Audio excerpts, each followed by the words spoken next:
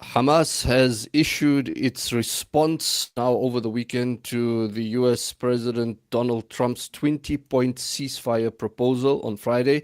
And it said that this response is in the interest of stopping the aggression and genocide in the Gaza Strip.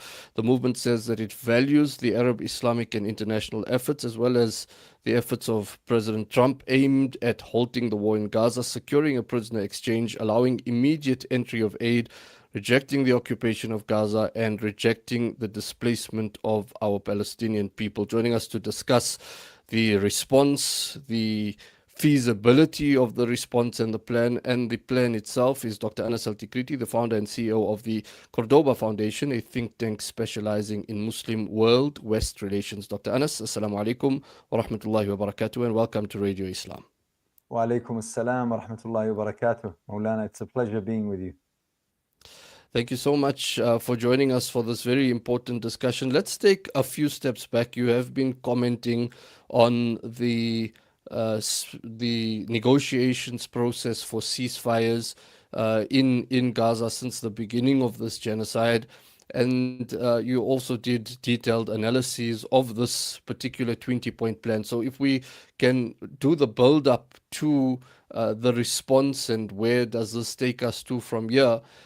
Firstly, if you could give us an idea of why all previous ceasefire proposals until this point did or have proven to be stillborn or unsuccessful.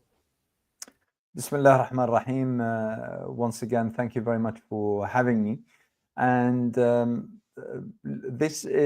few things need to be realized when discussing this peace plan. And that is that there have been 3 or 4 peace plans over the course of the past 2 years that have actually been agreed to by Hamas.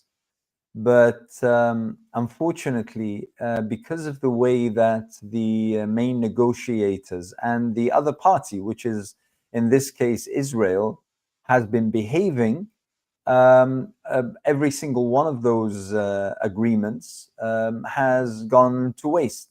And this, by the way, I hope that people will understand what I'm saying. I mean, now most people are sort of clinging on to hope, holding their breath, that maybe this time round Hamas will agree. They have agreed several times before. But the thing is that on at least two occasions, what they agreed to turned out to be a totally different version of the agreement than the one that the Israelis were talking about or were willing to abide by, and therefore those steps were scuppered at that time, and we've seen what we've seen. And to be perfectly honest, I mean, this plan that was responded to by Hamas and which was welcomed almost immediately by Trump, and immediately, as he does, announced on his platform, taking the Israelis by surprise, angered the Israelis to no extent. They were so upset. They were so angered. The main reason is that Israel never ever wanted an end to the hostilities.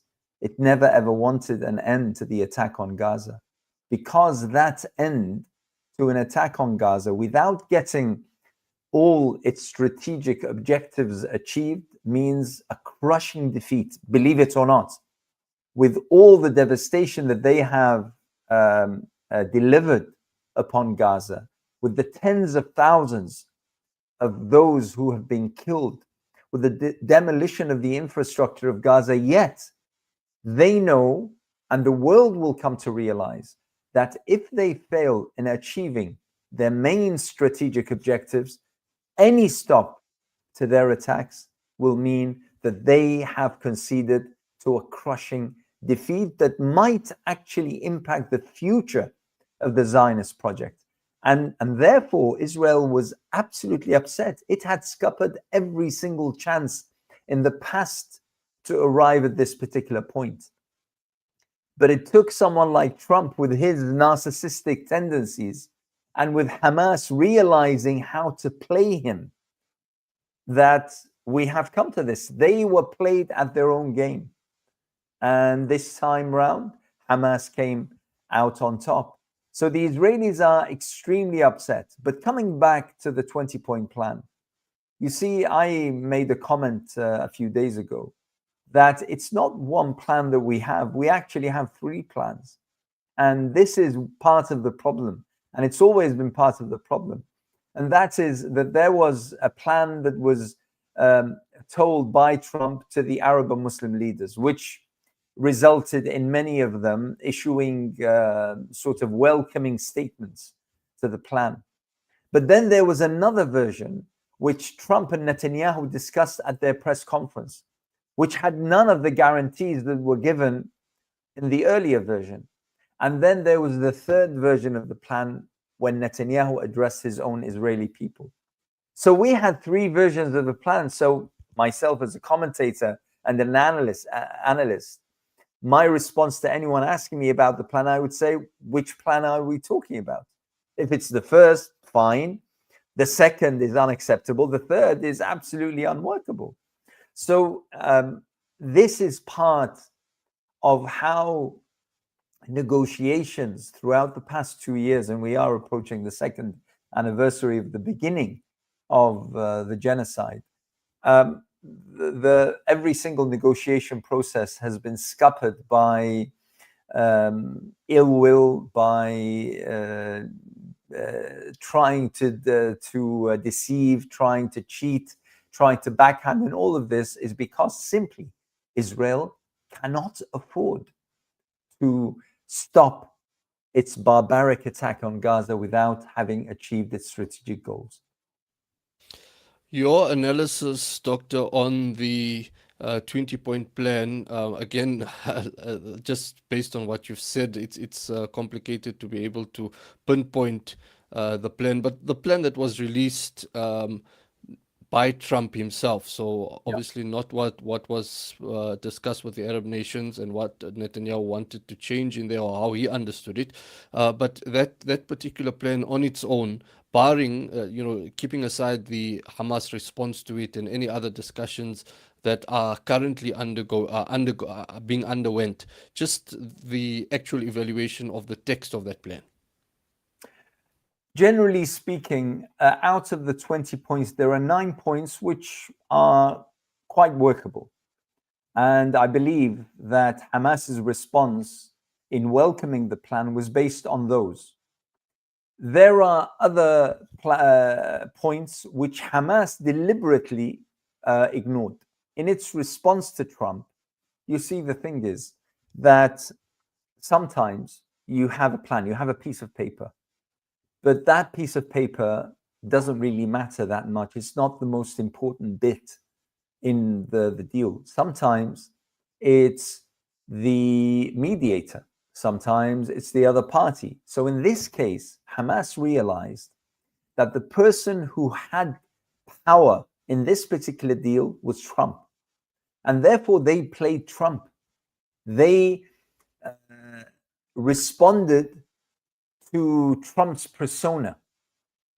They didn't argue with him about his absolutely nonsensical, totally silly claim that he was going to bring an end to this 3,000-year clash and conflict. I mean, it belies belief that any person of any kind of sane mind would say such a ridiculous thing. They didn't choose to go down the route of trying to refute Trump's absurd claims. What they did was they played to his persona. They played to his ego.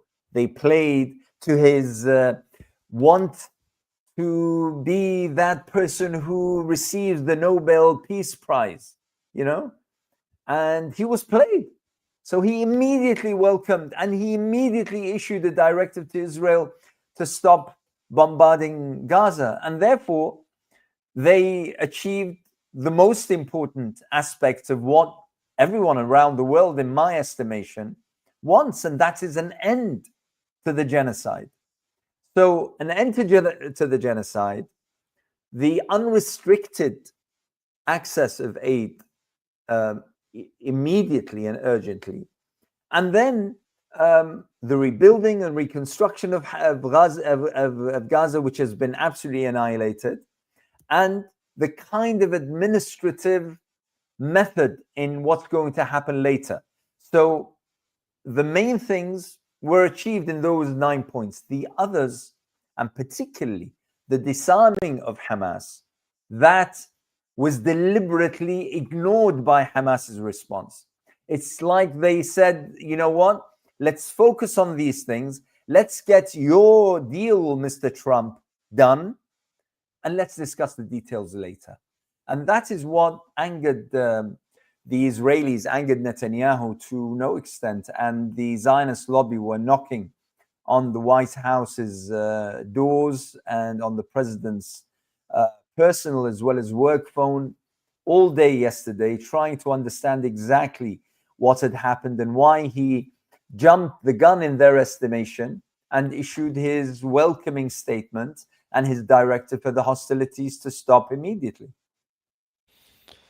There are others who argue, Dr. Anas, that the Netanyahu and Trump so far have used a kind of good cop, bad cop strategy, and the seeming public agreements between the two have been used to manage the genocide and sometimes buy time for the Israelis to achieve their strategic objectives in the genocide. Why would we, or why would you feel that it would be different this time?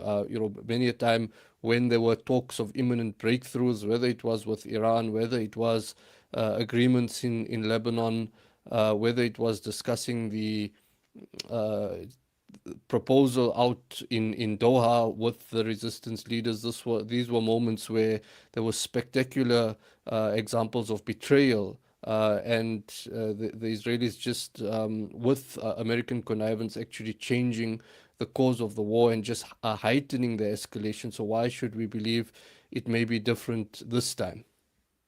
Uh, you're absolutely right. I don't think that we should 100% believe in that this is going to happen. The Israelis have never ever stuck to their side of any agreements, and I mean, ever, ever. They have always connived in order to achieve more. And the saying, you give them an inch, they take a mile, is absolutely 100% true in the case of Israel. And this has been the case since we learnt of something called the State of Israel in 1948.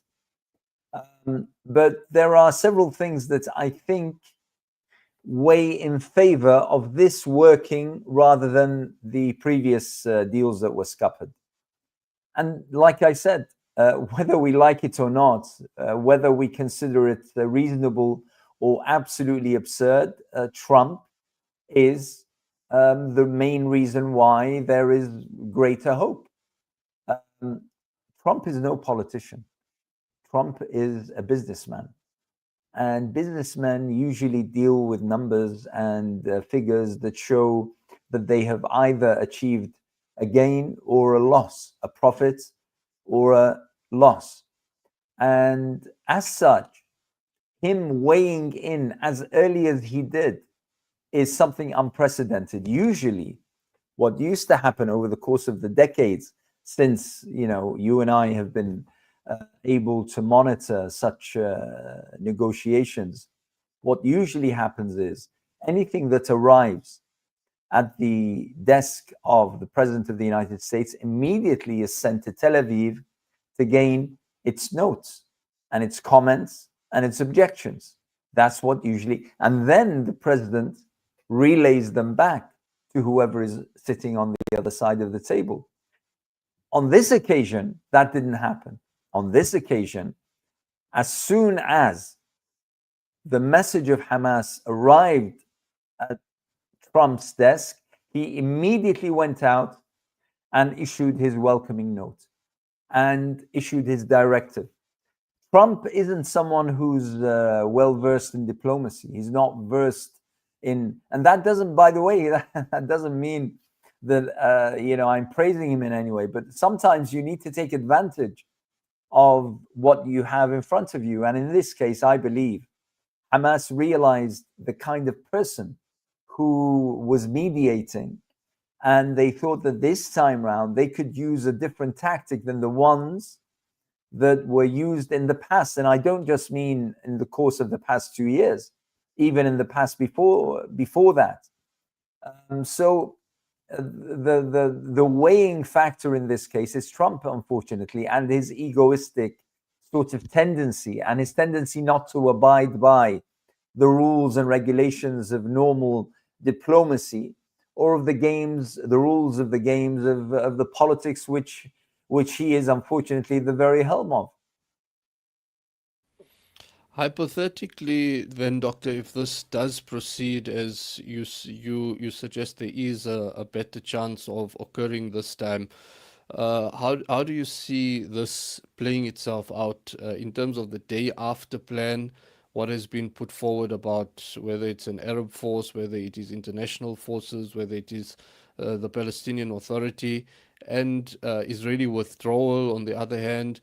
The Israelis still insisting that despite all of this, we still need to achieve our war objectives, and they reserving the right to take out Hamas at any time, and still wanting that image of decisive victory. So, what would be the roadblocks ahead, or what would be the obstacles ahead? How smooth would this process be?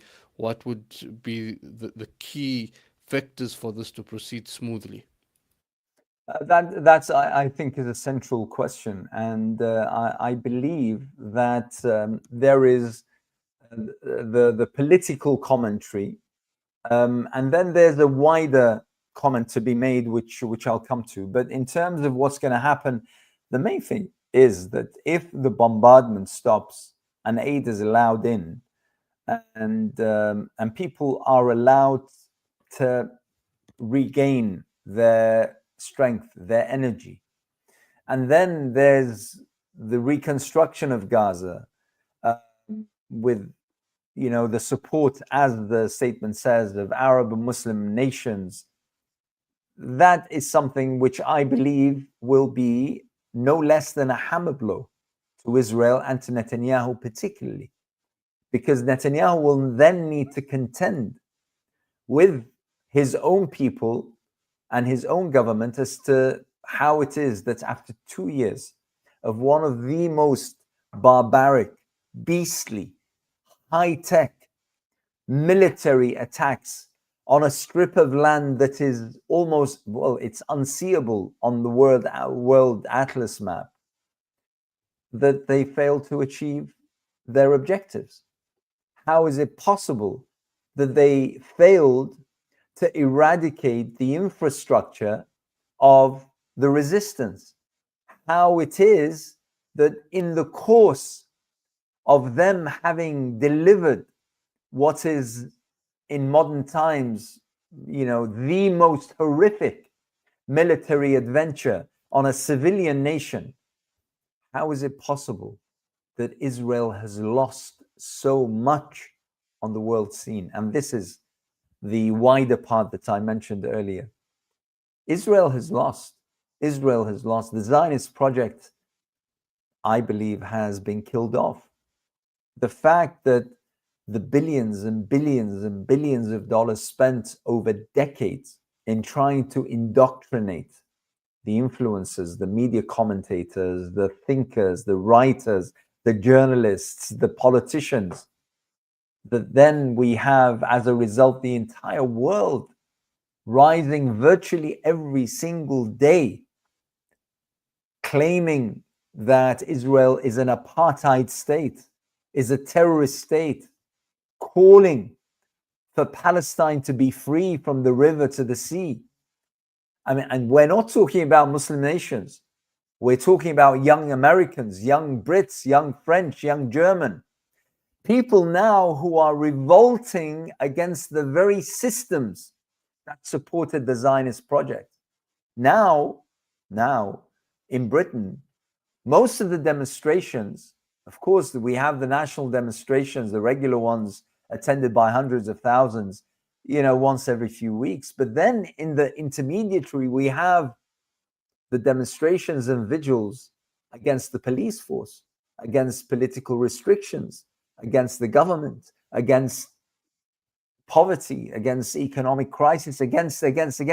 People are taking their energy from Gaza to now demand their own freedom. In America, when you have young Americans who are part of Ivy League universities risking their seats costing hundreds of thousands of dollars just in order to raise a flag or wear a kufiya or wear a t-shirt of Free Palestine, you have an absolute revolution that has happened and is in the process of happening whilst, are we paying attention? I hope we are. Because whilst the devastation in Gaza is unspeakable and the horrors delivered upon the people of Gaza, shatters one's heart into millions of pieces. But look what happened around the world. Gaza has freed the entire world. And yes, the price has been hefty, but Israel has lost. Israel has lost on every single level. When you have right-wing commentators now asking, why on earth is it that we are supplying Israel with weapons? The holy grail of Israel, the holy grail, that relationship with America, whereby Israel is the most important state of the United States of America, now coming into question. That's decades and hundreds of billions, if not trillions of dollars gone to waste. So I would suggest that what we have, whilst, of course, we are paying attention to the 2 million or so who are in Gaza, who have been devastated by the past 2 years, and trying to restore them to a degree of normalcy. But let's not kid ourselves. Palestine is still under occupation. And that's something that we might omit to forget, to remember. But the world isn't going to forget that easily anymore. And therefore, like I said, once the bombardment stops and the aid is allowed in, and hopefully then concrete and steel is allowed in order to reconstruct Gaza, Gaza will return to being under siege, a part of whatever's left of Palestine under occupation. But it's the world now that has gained from the saga of Palestine and created a movement. I personally, wallahu a'lam, I personally don't think it's going to be easy to stop. We have a different world than we had in 2023. Extremely profound statements that you've made there, Doctor. I'm out of time, but I will just take liberty to ask you just for a minute, just a brief response. It's the second anniversary of October the 7th, the second anniversary, 2 years since this genocide has been ongoing. From a ummatic perspective, from a perspective of the Ummah, what do you feel is something very important, uppermost on your mind to reflect on or reflect upon on this anniversary? We have been tested immensely by Gaza. We may think that it's the people of Gaza who have been tested, but we have been equally. And I have to say that the response of what I call the Ummah has been not to the level that is acceptable at all. And whilst, yes, I do recognize that the vast majority of the Ummah live under oppressive regimes, but still, I believe that our response has been left way short of where it should be. And we have watched the world rise, whilst most, members of this Ummah have been silent. And people have risked their lives. Until now, only yesterday we had hundreds more, many of them elderly, here in Britain, risk their own freedom and safety in order to be arrested just because they want to denounce genocide and they want to support an organization that tried to scupper the arms deals between Britain and Israel, readily putting their own safety and security on the line. Why couldn't we do the same? Why couldn't we rise to the same level? But I'm hoping that this renaissance, this revolution on the world level will stoke some feeling of dignity, some feeling of urgency within the ummah, so that we reclaim where we should be, standing. The people of Gaza have done more than enough in terms of their steadfastness and their resilience and their perseverance and their patience. We can't ask more of them. It's us that need to look into the mirror and to see whether we owned up or not, whether we stood up or not, whether we delivered all that we can or whether we fell short, and then ask Allah for forgiveness, and then try once again to stand up, because this battle against evil, against immorality, against decadence, against lust, greed, and against all these evils continues unabated. And it's a test now that we need to see whether we can endure or whether we're going to fail once again.